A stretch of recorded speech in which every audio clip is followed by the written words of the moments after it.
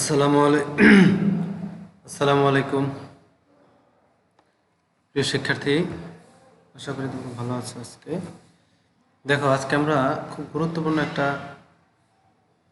Video করতে চাচ্ছিলাম। সেটা হচ্ছে সাম্প্রতিকের উপর তোমাদের একটা কোশ্চেন হবে। সাম্প্রতিক তথ্য, এর উপরে আমি আজকে আলোচনা করব।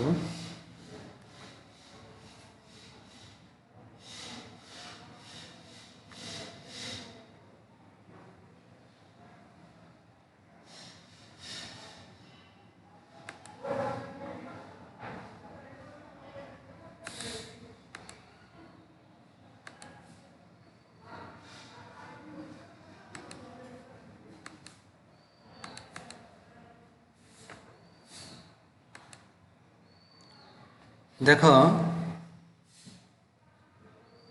আসসালামু আলাইকুম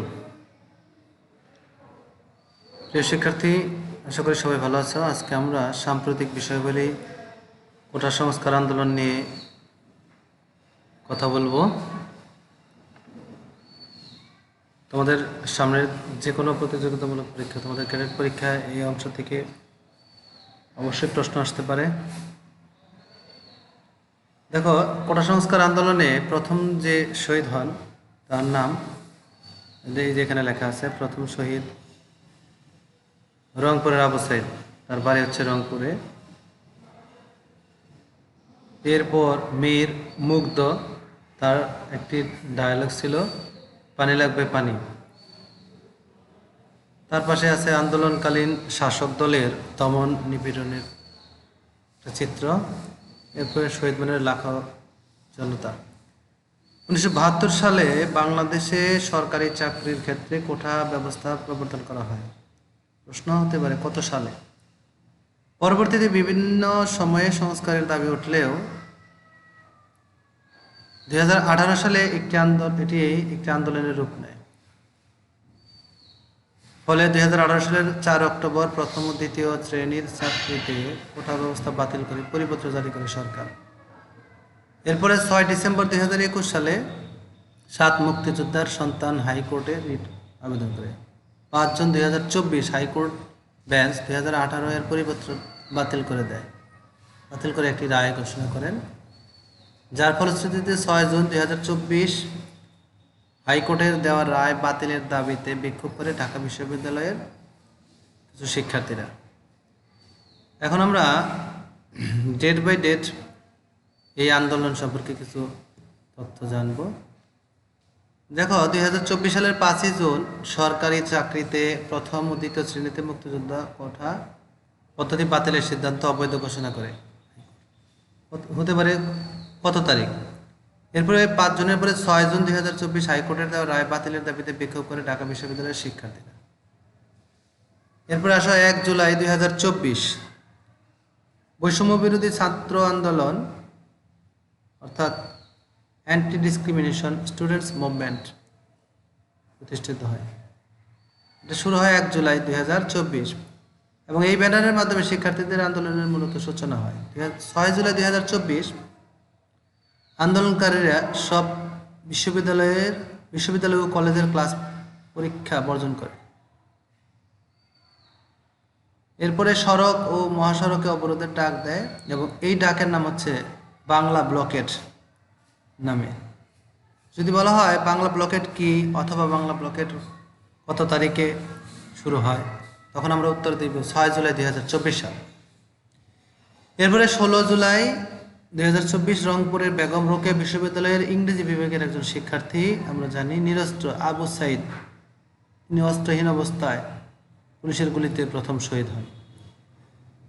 তারপরে সারা দেশে আন্দোলন আরও বেগবান হয়। 17 জুলাই 2024 শিক্ষার্থীরা সারা দেশে কমপ্লিট শাটডাউন কর্মসূচির ঘোষণা দেন।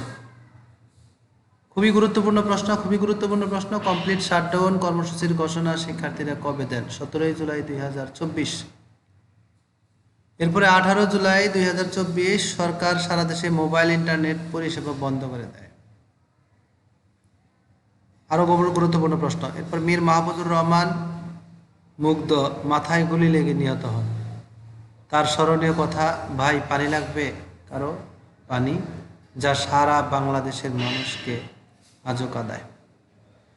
19 জুলাই 2024 বৈষম্য বিরোধী ছাত্র আন্দোলনের সমন্বয়করা 9 দফা দাবি ঘোষণা করেন এবং রাত 12টা থেকে কারফিউ জারি করে সরকার। 21 জুলাই 2024 7 জন বিচারপতির পূর্ণাঙ্গ বেঞ্চ পূর্বের কোটা পদ্ধতি বাতিল করে একটি পরিপত্র জারি করেন। সেখানে 93% মেধা, 5% মুক্তিযোদ্ধার সন্তান, 1% প্রতিবন্ধী ও তৃতীয় লিঙ্গ এবং 1% ক্ষুদ্র নৃগোষ্ঠী কোটা রাখার পক্ষে সরকার রায় দেয় হাইকোর্ট। তো এই ছিল আমাদের সাম্প্রতিকের এই ভিডিওতে। পরবর্তী অংশ আমরা পরবর্তী ভিডিওতে নিয়ে আসতেছি ইনশাআল্লাহ।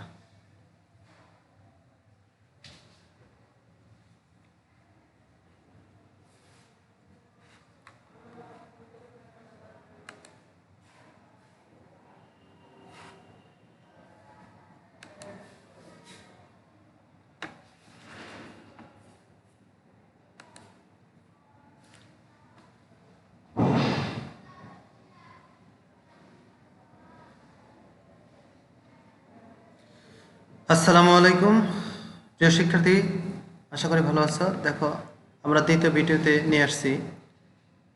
এরপরে ওই পূর্বের পরিপত্র অনুসারে 1 আগস্ট 2024 বৈষম্য বিরোধী ছাত্র আন্দোলন নিহতদের স্মরণে রিমেম্বারিং আওয়ার হিরোজ কর্মসূচি পালন করে তারা। এখানেও একটা প্রশ্ন হতে পারে তোমাদের, রিমেম্বারিং আওয়ার হিরোজ কত তারিখে পালন করা হয়? 1 আগস্ট 2024। এরপর 3 আগস্ট 2024 সরকারের পদত্যাগের 1 দফা দাবিতে অসহযোগ আন্দোলনের ডাক দেয় ছাত্র সমাজ। ছাত্রদের দাবির সঙ্গে সংহতি জানাতে ঢাকা কেন্দ্রীয় শহীদ মিনারে লাখো মানুষ সমবেত হয়। এরপরে আসো 4 আগস্ট বৈষম্য বিরোধী ছাত্ররা মার্চ টু ঢাকা কর্মসূচি ঘোষণা করে। খুবই ইম্পর্টেন্ট প্রশ্ন। 5 আগস্ট 2024 ক্ষমতাচ্যুত হন শেখ হাসিনা। গণভবন থেকে সামরিক হেলিকপ্টারে দেশ ছাড়েন তিনি এবং অন্তর্বর্তীকালীন সরকার গঠনের ঘোষণা দেন তৎকালীন সেনাপ্রধান। বৈষম্য বিরোধী ছাত্র আন্দোলনে উল্লেখযোগ্য যারা শহীদ হয়েছেন তাদের মধ্যে আছে আবু সাইদ, মীর মুগ্ধ, ফারহান ফায়াজ, রিয়া গোলাম নাফিস, রাকিব হাসান, নূর আলম, মোহাম্মদ শাহজাহান, আব্দুল আহাদ, সজীব সরকার, আব্দুল্লাল মামুন, মোহাম্মদ ফারুক, দীপ্ত দে, তাহমিদ তামিম সহ আরও অনেকে। বুকের ভিতর ভীষণ জ্বর, বুক পেতেছি গুলি করো, এই স্লোগানের মধ্য দিয়ে অভ্যুত্থানে অগ্নিঝরা শব্দ বন্ধ শুরু হয় আন্দোলন। কমপ্লিট শাটডাউন বলতে বোঝায় সর্বাত্মক অবরোধ কর্মসূচি। এ সময় হাসপাতালে জরুরি সেবা ছাড়া কোনো প্রতিষ্ঠানের দরজা খোলা হয় না, অ্যাম্বুলেন্স ছাড়া কোনো গাড়ি চলে না। 18 থেকে 22 জুলাই 2024 সাল পর্যন্ত। এরপরে আসে ডিজিটাল ক্র্যাকডাউন। এই শব্দটির সাথেও তোমাদের পরিচিত থাকতে হবে। এটা হচ্ছে ইন্টারনেট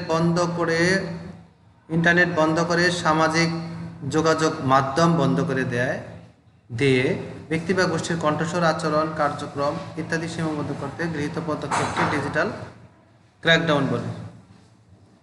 এরপর আসো রেজিস্ট্যান্স উইক। এটা শুরু হয় 13 আগস্ট 2024